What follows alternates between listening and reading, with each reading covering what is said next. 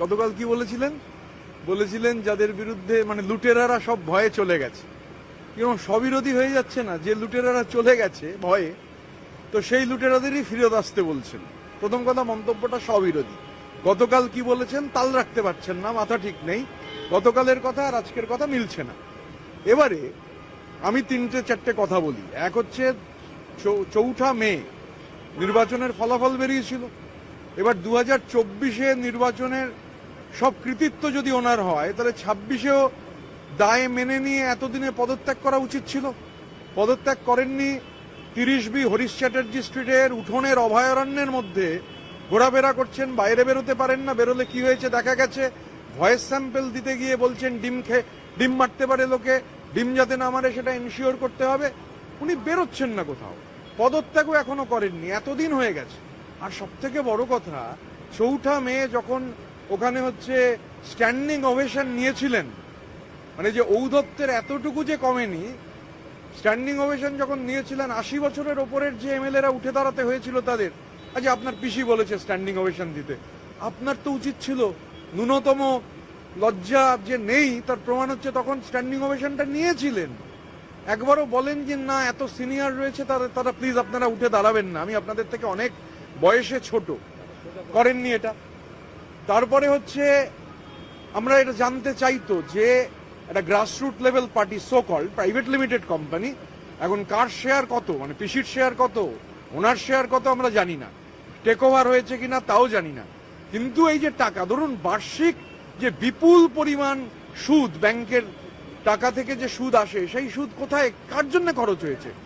সেই সুদ কি সাধারণ কর্মীরা হচ্ছে তাদের জন্য খরচ হয়েছে? এমনি একটা 4 টাকার প্রতি 4 টাকা স্পেন্ডিং এর 1 টাকা ওনার আকাশ ভ্রমণের জন্য ব্যবহার হয়েছে।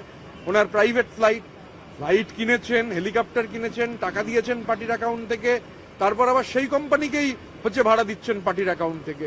মানি লন্ডারিং এর, মানি সাইফনিং এর নতুন ভিস্টা খুলেছেন। তো এটা তো আমরা জানতে চাই, আমাদের তো জানাতে হবে যে এই টাকা কিভাবে হচ্ছে খরচ হলো, কার জন্য খরচ হলো। ন্যূনতম লজ্জা থাকলে অবিলম্বে হচ্ছে পদত্যাগ করুন।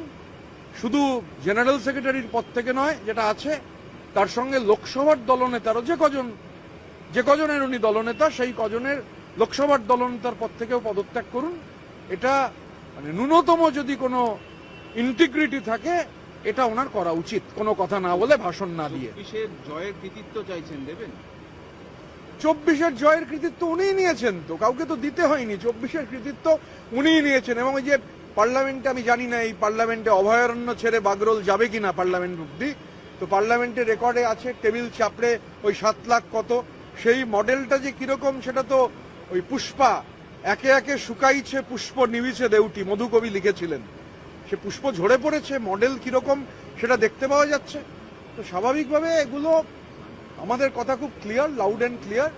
তো আমরা সেটা বললাম যে আগে উনি ইমিডিয়েটলি পদত্যাগ করেন। ওনার যে ন্যূনতম ঔদ্ধত্যে কিছু কমেনি, 4 তারিখ তার প্রমাণ। দাঁড়িয়ে স্ট্যান্ডিং ওভেশনটা এনজয় করেছেন, বয়স্ক লোকেরা উঠে দাঁড়িয়ে স্ট্যান্ডিং ওভেশন দিচ্ছেন। ন্যূনতম লজ্জা থাকলে বলতেন যে আপনারা উঠবেন না, আপনারা আমার থেকে বয়সে অনেক বড়। দাদা, অভিষেক বন্দ্যোপাধ্যায় আমতলার যে পার্টি অফিস অবৈধভাবে দখল করা, সেখানে ভাঙা হয়েছে। এখানে অভিষেক বন্দ্যোপাধ্যায় বলছে যে এটা নাকি প্রতিহিংসার রাজনীতি, জমি নাকি কিনে অফিস তৈরি করা হয়েছে। কোন নির্মাণ যদি বেআইনি নির্মাণ হয়, মানে এর আগে তো 15 বছরের এক রকমের ধারাবাহিকতা ছিল, অবৈধ নির্মাণ হলে তা ভাঙা হবেই। যদি ওনার সবটা বৈধ হয়, উনি আদালতে চলে যান। ওনার তো আদালতে যাওয়ার হ্যাবিট আছে, ঘন ঘন আদালতে চলে যান যদি বৈধ নির্মাণ হয়। এই আমতলার পার্টি অফিসটা কতটা গুরুত্বপূর্ণ ছিল, মানে কতটা গুরুত্ব ছিল এটা? যেমন ক্যামাকিদের বিরুদ্ধে একটা একের পর এক অভিযোগ আসতো, সেই পার্টি অফিস থেকে মানে হুমকি যেত বা এরকম ধরনের অভিযোগ সামনে এসেছে। দেখুন, আমতলা পার্টি অফিসে আমি কোনোদিন যাইনি, ওটা একটা কেন্দ্রশাসিত অঞ্চল, তো এই ব্যাপারে আমি কিছু বলতে পারবো না। তবে পার্টি অফিস বৈধ নয়, অবৈধ নির্মাণ হলে সেটা তো ভাঙা হবেই। আপনি বলছেন যে যারা ভাঙছেন তাদের প্রত্যেককে আইডেন্টিফাই করা হচ্ছে, 31-এ সব বুঝে নেব এবং বদলা হবে, প্রত্যেক ক্রিয়ার সমান ও বিপরীত প্রতিক্রিয়া। আসলে ঔদ্ধত্যটা তো কমেনি না।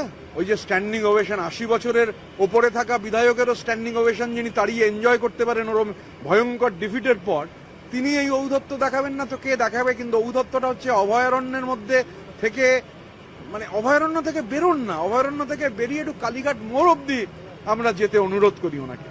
দাদা, লোকসভায় এনসিপিআই কে আলাদা ব্লকের সম্মতি দিল স্পিকার, সেক্ষেত্রে সেখানেও তো বিদ্রোহী তৃণমূল যারা বেরিয়ে এসেছিলেন এবং সেই স্বীকৃতি। দেখুন এনসিপিআই এর কিরণ রিজিজু সুদীপ বন্দ্যোপাধ্যায়কে বৈঠকেও ডেকেছেন।